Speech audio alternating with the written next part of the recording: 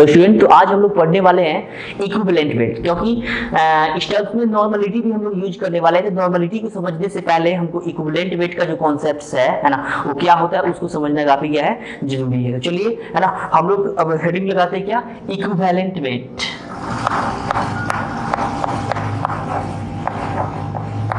बहुत ही important topic है ये आपका इक्विवेलेंट वेट। तो इसके डेफिनेशंस को समझने से पहले हम इसकी कॉन्सेप्ट को समझेंगे कि how to find equivalent weight. तो पहले कॉन्सेप्ट, क्योंकि इसका जो डेफिनेशन है वो काफी लेंथी है ना। तो सबसे पहले अगर डेफिनेशंस को समझ लेते हैं, उससे पहले से कॉन्सेप्ट को समझने के बाद जब इसके डेफिनेशंस को पढ़ेंगे तो और देखो इक्विवेलेंट वेट कभी खत्म नहीं होगा है ना। इसको हम और ज्यादा डिटेल्स में स्टार्ट करेंगे कहाँ पे, जब हम आपको पढ़ाएंगे रिडॉक्स टाइट्रेशन है ना। तो वहां पे भी इसके बारे में हम डिस्कशन करेंगे है ना। यहाँ पे इक्विवेलेंट वेट का डिस्कशन हम इसलिए कर रहे हैं ताकि इसका जो यूज हम करेंगे कहां पे, नॉर्मलिटी में है ना। तो चलिए हम लोग जानते हैं इक्विवेलेंट वेट के कॉन्सेप्ट्स को है ना। तो देखिए सिंपली अगर बात की जाए तो इक्विवेलेंट वेट जो होता है ना, equivalent weight is equal to है ना, होगा इसका क्या, मोलर मास और डिवाइडेड बाय क्या होता है, एन फैक्टर्स। अब ये एन फैक्टर क्या होता है, अब आपके लिए नया क्या है, एन फैक्टर्स। तो सिंपली अगर दिया जाए तो एन फैक्टर डिफरेंट केस में डिफरेंट होगा। कैसे हम लोग इस एन फैक्टर्स को फाइंड आउट करेंगे है ना, बारी बारी से हम इसको अच्छी तरीके से समझते हैं। तो चलिए है ना, अभी सिंपल आपको याद रखना है जो इक्विवेलेंट वेट होगा वह क्या होगा, मोलर मास और डिवाइडेड बाय क्या होगा, एन फैक्टर्स। अब इस एन फैक्टर्स को कैसे कैलकुलेट करना है ना, ये काफी इंपॉर्टेंट है आपके लिए है ना, और इसको आप अच्छी तरीके से समझिएगा भी। तो चलिए हम लोग कैसे फाइंड आउट करते हैं, केस बाय केस हम लोग बना करके चलते हैं। तो चलिए सबसे पहले लेते हैं केस फर्स्ट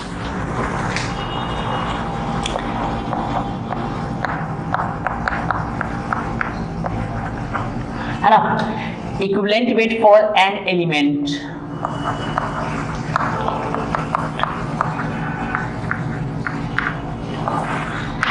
सिंपली अगर एलिमेंट्स के लिए इक्विवेलेंट वेट अगर निकाला जाए, जैसे में equivalent weight of element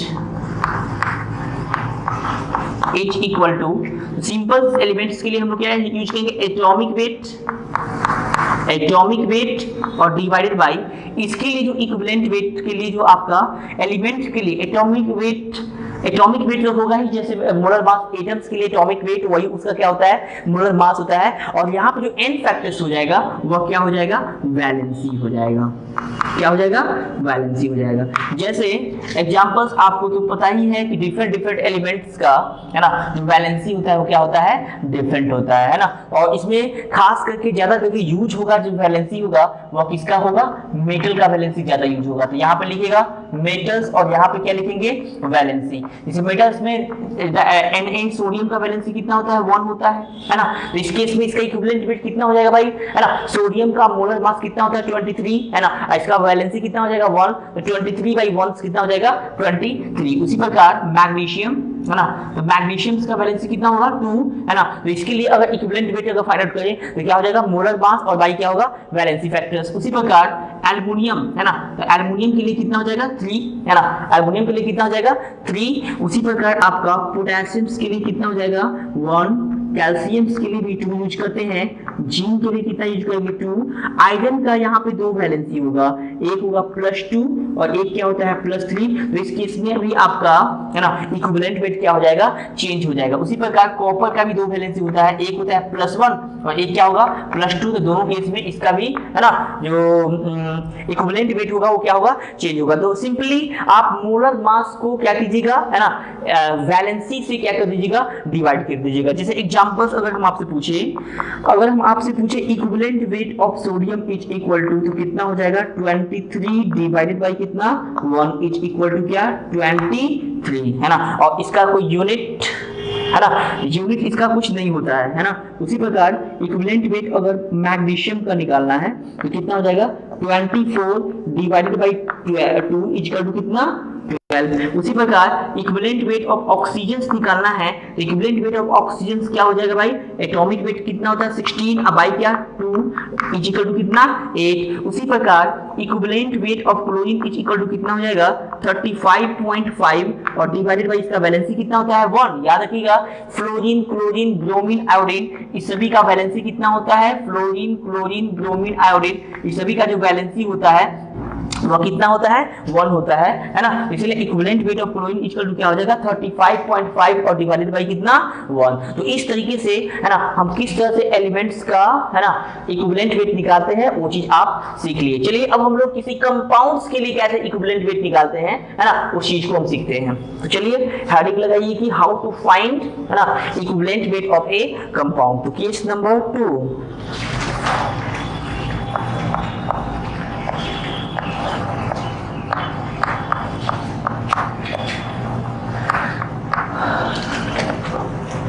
equivalent weight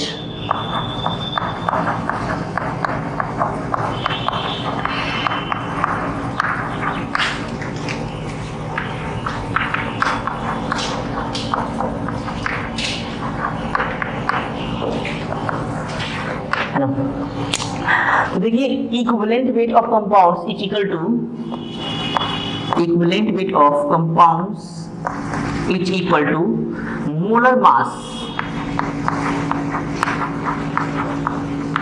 अब आई क्या होगा n फैक्टर्स। अब यहां पर n फैक्टर कैसे निकालेंगे, n फैक्टर्स ऑफ कंपाउंड कैसे निकालेंगे। अब देखिए समझिए पहले n फैक्टर्स निकालने का तरीका क्या होगा है ना, इस चीज को हम समझते हैं।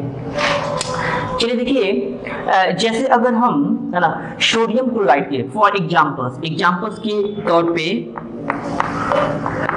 फॉर NaCl, अगर NaCl को ब्रेक किया जाए तो कैसे ब्रेक होगा भाई, Na प्लस में है ना और Cl माइनस में। अब यहाँ पे क्या लेंगे, या तो पॉजिटिव रेडिकल्स या नेगेटिव रेडिकल्स का हम मैग्नीट्यूड लेंगे, दोनों को नहीं लेंगे भाई, दोनों को ऐड कर देंगे तो क्या हो जाएगा 0 हो जाएगा। तो या तो आप पॉजिटिव रेडिकल्स का मैग्नीट्यूड लीजिए या चाहे नेगेटिव रेडिकल का मैग्नीट्यूड लीजिए, वही उसका क्या होगा n फैक्टर्स हो गया। तो positive radical that means sodium का वैलेंसी कितना +1, तो +1 का मैग्नीट्यूड कितना होगा 1, तो यहाँ पे भी 1 और -1 का भी मैग्नीट्यूड कितना हो जाएगा 1 होगा। तो दैट मींस NaCl के लिए जो n फैक्टर्स होगा वो क्या होगा 1 होगा और मोलर मास निकालना तो अपने लिए काफी क्या है आसान है। तो यहां से हम डायरेक्ट कर सकते हैं कि equivalent weight of NaCl is equal to molar mass, तो कितना होगा भाई 1 × 23 अब प्लस 1 × 35.5 और डिवाइडेड बाय क्या 1, यही आपका हो जाएगा क्या इक्विवेलेंट वेट ऑफ क्या NaCl। चलिए है ना एक दो एग्जांपल्स और लेते हैं जहां से आपका क्लियर होगा।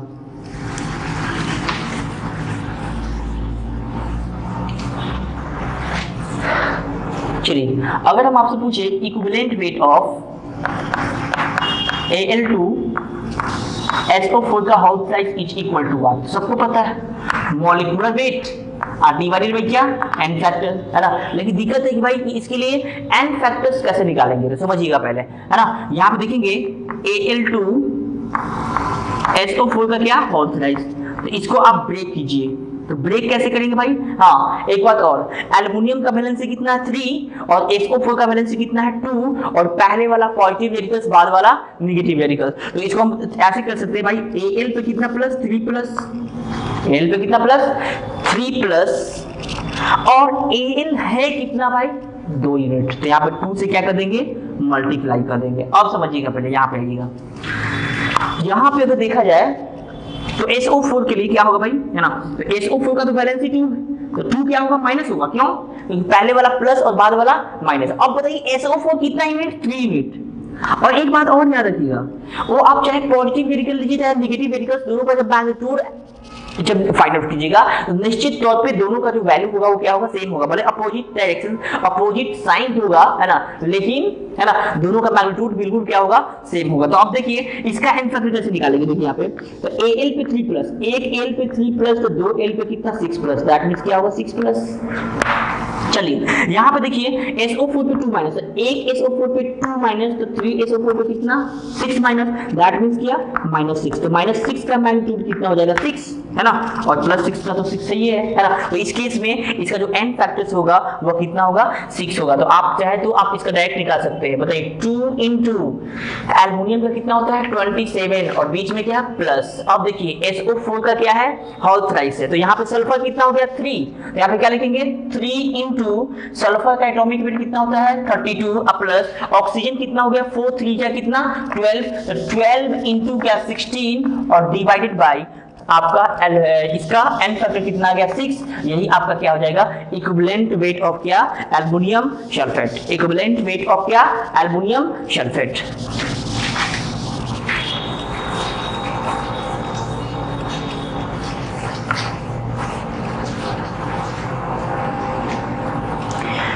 चलिए देखिए यहाँ पे अब बात की जाए इक्विवेलेंट वेट ऑफ H2SO4 के लिए। Equivalent weight of H2SO4 is equal to what, है ना। तो देखिए इक्विवेलेंट वेट होता है आपका मॉलिक्यूलर वेट और डिवाइडेड बाय क्या n फैक्टर्स। यहाँ पे क्या होगा मॉलिक्यूलर वेट डिवाइडेड बाय क्या n फैक्टर्स। तो अब बताइए, है ना, मॉलिक्यूलर वेट तो निकालना आपके लिए बिल्कुल आसान है, थोड़ा सा n फैक्टर के लिए सोचते हैं आप लोग, है ना। तो चलिए देखिए यहाँ पे H2SO4 अब इसको ब्रेक कैसे करेंगे समझिएगा पहले, है ना। ये कैसे ब्रेक करेंगे, है ना। देखिए हाइड्रोजन पे प्लस होता है, सबको पता है, एक प्लस होता है, लेकिन ये हाइड्रोजन का वैलेंसी तो यहाँ पे ऐसे भी देख रहा है भाई, हाइड्रोजन का वन वैलेंसी होता है 2 है, 2 यूनिट 2H प्लस। अब बताइए एक हाइड्रोजन पे एक प्लस तो दो हाइड्रोजन पे दो प्लस, और दो प्लस को जीरो करने के लिए कितना 2 माइनस, दैट मींस क्या SO4 पे कितना माइनस होगा 2 माइनस। अब देखिए यहाँ पे मैग्नीट्यूड की बात की जाए, यहाँ पे देखिए यहाँ पे एक हाइड्रोजन पे एक प्लस, दो हाइड्रोजन पे दो प्लस, मतलब दो प्लस का जो मैग्नीट्यूड होगा वो कितना हो जाएगा 2 हो गया, और यहाँ पे तो ऑलरेडी -2 का भी मैग्नीट्यूड कितना होगा 2 होगा। यहाँ पे n फैक्टर कितना दिख रहा है 2, तो अब देखिए यहाँ पे कैसे करेंगे 2 into 1 plus 1 into 32 plus 4 into 16 और डिवाइडेड बाई क्या 2, मतलब इसका जो वैल्यू होगा वो कितना होगा 98 बाई क्या 2 इज इक्वल टू क्या 49 है ना। तो और सब भी एग्जांपल्स लेते हैं हम लोग, है ना।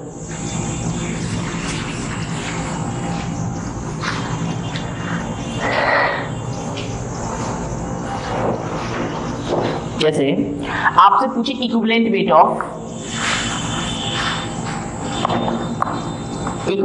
ऑफ क्या H3PO4 इज इक्वल टू, सबको पता मॉलिक्यूलर वेट और डिवाइडेड बाय क्या n फैक्टर्स। लेकिन n फैक्टर कैसे निकालते हैं समझना पहले, है ना।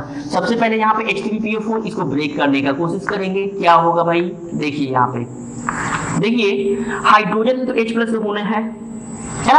अब देखिए एक हाइड्रोजन पे एक प्लस, तो 3 हाइड्रोजन पे कितना 3 प्लस, है ना, और 3 प्लस को जीरो करने के लिए कितना माइनस 3 माइनस, दैट मींस क्या होगा PO4 पे कितना 3 माइनस। अब चलिए भाई इसका मैग्नीट्यूड लीजिए भाई, है ना। तो अब बताओ +3 का जो मैग्नीट्यूड हो जाएगा वह कितना हो जाएगा 3 हो जाएगा, है ना। उसी प्रकार -3 का जो मैग्नीट्यूड हो जाएगा वह भी कितना हो जाएगा 3 हो जाएगा। चलिए तो इसका n फैक्टर कितना दिख रहा है भाई 3 दिख रहा है ना। तो मॉलिक्यूलर वेट बताओ, मॉलिक्यूलर वेट कैसे निकालते हैं 3 इंटू 1, है ना। आपका हाइड्रोजन कितना 3 इंटू 1 प्लस फॉस्फोरस कितना 1, और फॉस्फोरस का कितना होता है 31 अब प्लस 4 इंटू क्या 16 और डिवाइडेड बाई इसका n फैक्टर कितना है 3, कितना हो जाएगा भाई, है ना 34 अब प्लस कितना 64 बाई 3, दैट मीन्स कितना होगा भाई 8 98 और y क्या होगा 3 होगा। अब चलिए भाई कभी कभी क्या करते हैं भाई, बहुत सारा बुक में लिखा है कि एसिड के लिए बेसिसिटी, है ना, और बेसिसिटी क्या होता है ना, आपका एक मॉलिक्यूल एसिड में जितना नंबर ऑफ रिप्लेसेबल हाइड्रोजन होता है उसी को हम लोग क्या बोलेंगे बेसिसिटी, क्या बोलेंगे बेसिसिटी। तो H3PO4 का जो बेसिसिटी होगा वो कितना होगा 3 होगा, है ना। और जब बेसिसिटी 3 होगा, है ना, तो क्या करेंगे मॉलिक्यूलर वेट और एसिड के लिए क्या करेंगे बेसिसिटी से क्या कर देंगे डिवाइड कर देंगे, है ना। और कोई जरूरी नहीं है कि एसिड में जितना हाइड्रोजन हो उतना ही H प्लस रिलीज भी करेगा। जैसे एग्जांपल्स हम देते हैं H3PO3 और एक होता है आपका क्या H3PO2। देखिए यहाँ पे, अब यहाँ पे भी 3 हाइड्रोजन, यहाँ पे भी 3 हाइड्रोजन, यहाँ पे भी 3 हाइड्रोजन। इसका मतलब ये नहीं कि बेसिसिटी इसका भी 3 होगा, इसका भी 3 होगा, इसका भी 3 होता है, वो डिपेंड करता है बॉन्ड पे, है ना।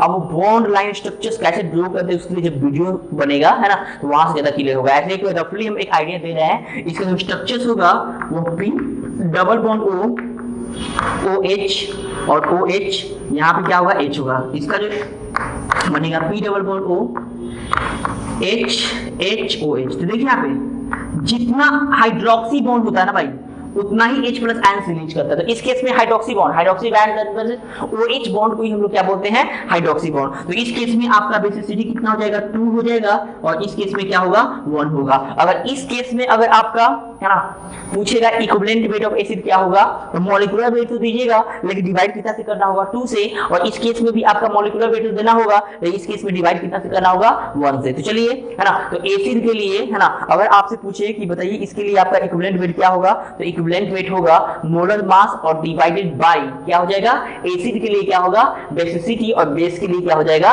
एसिडिटी। उसी प्रकार हम कुछ बेस का भी एग्जांपल्स हम लेते हैं है ना, जो जैसे में equivalent weight of base, equivalent weight of NaOH ले लिए भाई, सबको पता मॉलिक्यूलर वेट भाई क्या, n फैक्टर्स, और फर्स्ट बचा क्या है, n फैक्टर्स के पास। तो देखिए यहाँ पे NaOH को आपको ब्रेक करने आना चाहिए भाई, इसको जब ब्रेक करेंगे तो कैसे ब्रेक होगा, Na प्लस और क्या होगा, OH माइनस, तो इसका मैग्नीट्यूड 1, इसका भी मैग्नीट्यूड क्या होगा, 1 होगा। दैट मींस मॉलिक्यूलर वेट तो आराम से निकालेगा, 1 × 23 प्लस क्या होगा, 1 × 16 प्लस 1 × 1 और डिवाइडेड बाई क्या, 1 इक्वल टू क्या हो जाएगा, 40 बाई कितना, 1, 40 बाई 1। उसी प्रकार इक्विवेलेंट वेट ऑफ क्या हो जाएगा, MgOH का होल ट्वाइस, तो MgOH का whole twice is equal to क्या होगा, मॉलिक्यूलर वेट तो दीजिएगा है ना। अब n फैक्टर कैसे निकालते हैं, पहले इस चीज को समझिएगा। पहले यहाँ पे क्या है, MgOH का क्या, होल ट्वाइस, तो इसको जब ब्रेक करेंगे तो क्या होगा भाई, Mg पे 2 प्लस माइनस। देखिए यहाँ पे जिस प्रकार आपका एसिड में H प्लस तो बेस में OH माइनस, तो एक OH पे एक माइनस, तो OH है कितना, 2 है, तो 2 यूनिट ये और 2 यूनिट ये है ना, दोनों का मैग्नीट्यूड क्या होगा, सेम होगा। दैट मींस क्या, मॉलिक्यूलर वेट भाई क्या होगा, 2 होगा। कितना मिनट। चलिए एक और एग्जांपल से तेजी से पे आपका इक्विवेलेंट वेट ऑफ, ये भी बेस है आपका AlOH का क्या, whole thrice is equal to क्या होगा, या देखना है पहले आपको, तो इसके लिए भी क्या है, मॉलिक्यूलर वेट बाई क्या, n फैक्टर्स। तो देखिएगा अब यहाँ पे AlOH के होल साइज का n फैक्टर कैसे फाइंड आउट करेंगे भाई, इसको ब्रेक कीजिए आप। तो ब्रेक करने का तरीका है, समझिएगा। पहले हम एसिड में पहले H प्लस को तोड़ते थे, यहाँ पे OH माइनस को रिलीज करवाएंगे पहले। तो सबसे पहले आप OH माइनस लिखिए, OH माइनस है कितना, 3 है, तो यहाँ पे 3 यूनिट। तो अब देखिए ऐसे भी सोचिए, एक OH पे 1 माइनस, 3 OH पे 3 माइनस, और 3 माइनस को 0 करने के लिए कितना हो जाएगा, 3 प्लस, मतलब यहाँ पे प्लस 3 और यहाँ पे भी क्या, प्लस 3, क्यों, क्योंकि -3 का मैग्नीट्यूड भी क्या होगा, +3 होगा। दैट मींस यहाँ पे m/3 होगा। तो m कैसे निकालेंगे भाई, 1 × 27 प्लस, देखिए यहाँ पे ऑक्सीजन कितना हो जाएगा, 3, तो दैट मींस क्या होगा, 3 × क्या, 16, प्लस हाइड्रोजन कितना हो जाएगा, 3, तो 3 × क्या, 1 और डिवाइडेड बाई n फैक्टर्स कितना है भाई, 3 से क्या कर देंगे, डिवाइड कर देंगे। चलिए देखिए अब कुछ ऐसा भी क्वेश्चंस होते हैं है ना, जहां से आपको ये नहीं पता चलेगा कि सर वहां से n फैक्टर्स हम कैसे निकाले, है ना। देखिए जैसे एग्जांपल्स हम आपको देते हैं, कहां आपको पता नहीं चलेगा। जैसे में हम आपसे बोले कि भाई CO2 का इक्विवेलेंट वेट फाइंड आउट कीजिए, चलिए है ना, CO2 का आप इक्विवेलेंट वेट चाहे SO3 का आप ट्राई भी कर सकते हैं। तो भाई यहां पता नहीं चल रहा है कि ये क्या है ना, तो इतना हमको पता है कि ये भी नॉन मेटल है, ये भी क्या है, नॉन मेटल है ना। और याद रखिएगा नॉन मेटल का जो ऑक्साइड होता है वह क्या होता है, एसिडिक होता है। तो यहां से ये क्या है, ये आपका नॉन मेटल ऑक्साइड्स है ना, नॉन मेटल ऑक्साइड्स आर क्या, acidic in nature's, acidic in क्या, नेचर्स, एसिडिक इन नेचर। तो भाई जब एसिडिक नेचर होगा तो निश्चित तौर पे वाटर में जाने के बाद ये क्या बनाएगा, एसिड बनाएगा। और जब एसिड बनाएगा तो एसिड बनाने के बाद हम आसानी से वहां से n फैक्टर्स हम कैलकुलेट कर सकते हैं। जैसे देखिए यहाँ पे अगर हम आपसे पूछे CO2, तो CO2 को सबसे पहले वाटर में लेके जाएंगे। तो अब देखिए जैसे इसको वाटर में लेके जाएंगे तो इसका एसिड आप बनाइए, इसकी कोरस्पॉन्डिंग एसिड आप बनाइए, तो क्या होगा भाई, H2 CO3 H2CO3 है ना। हाँ एक बात और, इसको एसिड बनाने का तरीका क्या है पहले ये भी आप समझ लीजिए, है ना। सबसे पहले हाइड्रोजन, स्टार्टिंग में हाइड्रोजन, लास्ट में ऑक्सीजन और बीच में जो बच गया उसी को लिख देना है, बस बहुत सिंपल तरीका है आपके लिए। चलिए भाई पहले हाइड्रोजन, तो कितना हाइड्रोजन 2, लास्ट में क्या लिखना है ऑक्सीजन, तो ऑक्सीजन कितना है 2 और